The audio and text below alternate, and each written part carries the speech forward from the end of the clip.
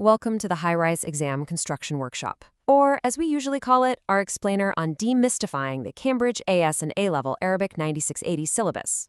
If you're feeling overwhelmed by the sheer volume of material, you are literally in the perfect place. Today, we're acting as your elite structural exam engineers. We're breaking down an absolutely critical, load-bearing pillar of your exam, Section 1, Min al-Adab al Nisai al Muasir, Contemporary Women's Literature. Whether you're desperately aiming for a passing grade or you're meticulously designing a top-tier essay, mastering this specific set text is non-negotiable. Why? Because it appears in every single examination series. You simply can't dodge it. So we're going to conquer it together by looking at the exact schematic layout the examiners want to see. Listen to this direct quote from the grading room.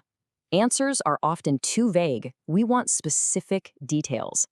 This isn't just friendly advice, guys. This is an urgent, flashing red warning straight from the principal examiner reports. Every single year, thousands of students strut into that exam hall feeling super confident, right? But then their essay structures completely collapse and they lose massive marks.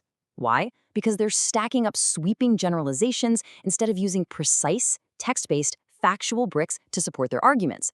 The stakes are incredibly high, so in this explainer, we're going to build a foolproof, concrete methodology so your answers are never called vague again. So here is our rapid-fire schematic layout for today's workshop. First, core assessment principles. Second, the procedural framework. Third, critical analysis strategies. And finally, top examiner warnings.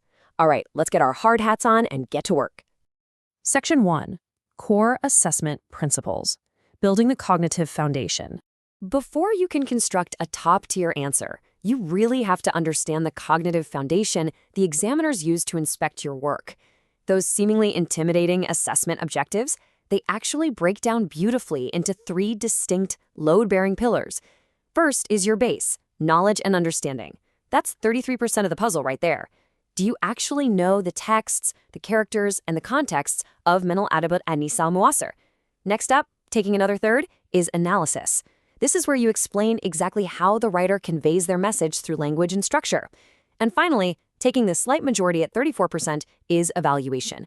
This is your high-rise design, where you judge the effectiveness of the text and erect a really compelling argument.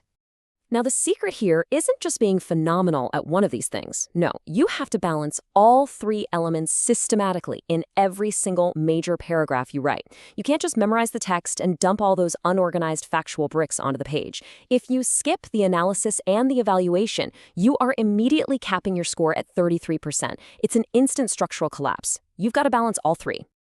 Moving on to Section 2, the procedural framework, the standardized blueprint. Theory is fantastic, but now we've got to apply those cognitive pillars to the strict blueprint of the actual examination paper. When you're tackling these complex questions on the Arabic set texts, please don't just start building blindly. You need a systematic processing sequence. Step 1, identify the key elements. You've got to deconstruct the prompt to extract exactly what's being asked. Step 2, apply the relevant principles by choosing your analytical framework. Step 3 is the execution. Weld your textual evidence flawlessly to your core theme. Step 4, verify your results. Honestly, take a second and ask yourself, did you actually answer the prompt they gave you or just the prompt you wish they had asked? And Step 5, present it in the appropriate format. This systematic sequence is your absolute anchor in a high-stress exam environment. And this brilliantly illustrates our point about presentation conventions. Examiners are human. Reading hundreds of messy, unstructured essays is utterly exhausting. They get grading fatigue just like anyone else. To combat this, you absolutely must use proper headings, correct literary and contextual terminology specific to contemporary women's literature, appropriate formats, and clear annotation. Your ideas could be totally groundbreaking, but if they are buried in chaotic handwriting and poorly structured text blocks, the examiner literally cannot reward you for them. Make it as easy as possible for them to give you the marks. Oh, and speaking of structural upgrades, site inspection time. To fortify your academic foundations and get weekly structural grade upgrades, make sure to subscribe to Ace the Exams at AC Exams right now and turn on all those notifications. Okay, let's get back to the blueprint. Section 3, critical analysis strategies. Mastering evaluative thinking. So there's an inherent tension in these exams between similarities and differences. A lot of questions in Section 1 require comparative analysis between texts or overarching themes. Now, average candidates, they'll just list how 2 things are similar. They might say, oh, both female protagonists face societal pressure. I mean, sure, that's true, but it's super basic.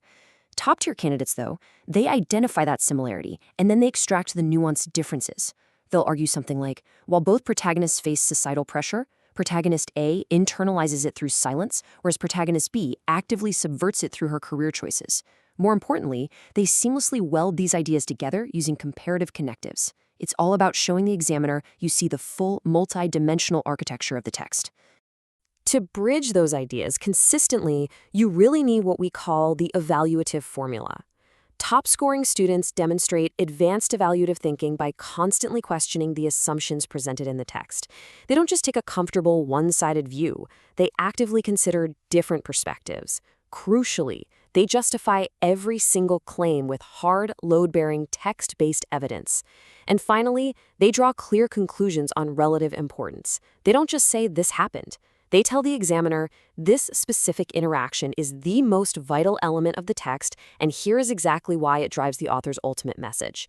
You're acting as the master architect here, not just a casual observer. Section 4. Top Examiner Warnings, Surviving the Stress Test. Now it's time to test your framework against the most common structural flaws directly identified by the grading committee. Let's run a quick diagnostic on the top 3 mistakes and their instant fixes. Vague answers. Those are entirely cured by injecting highly specific details rooted right in the set texts. Ignored formatting. That is solved by rigorously checking your layout conventions before you even think about moving to the next question. And then there's the biggest trap of all, generic responses. If your analysis of a female protagonist's struggle could easily be copy-pasted to a different literary period or an entirely different book, you are losing massive marks. Your answers must be unmistakably grounded in the unique, specific context of Adab al Nisai al Muasir.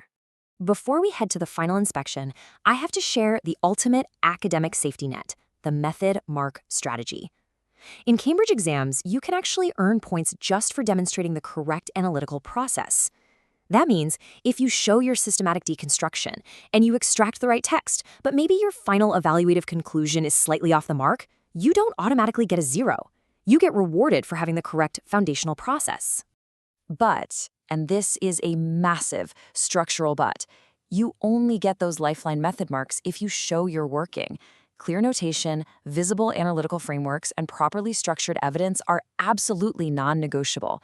Please don't hide your brilliant thought process inside your head. Put it out there on the page so the examiner can see your blueprint and give you every single mark you deserve. All right, time for the final build inspection. Let's lock all of this in with a quick recap. 1. Master the 3 cognitive domains by balancing your knowledge, analysis, and evaluation equally. 2. Follow that 5-step procedural framework so you never freeze up or crack under pressure when faced with a complex comparative question. And 3. Leverage the method mark strategy by always showing you're working and ensuring your presentation is flawlessly structured to avoid any examiner fatigue. As you prep your study schedule, I really want to leave you with this provocative thought to diagnose your own progress. Are your answers specific enough for the 2025 context? Be totally honest with yourself. I want you to go review your latest practice essays and aggressively hunt down those vague generalizations. Apply the engineering frameworks from this explainer, dive into those past papers, and start building those highly specific, load-bearing, text-based arguments. Thank you so much for joining me at the workshop today. Don't forget to subscribe to Ace the Exams, click that notification bell, and leave a comment below with your subject and level. Keep up the fantastic work.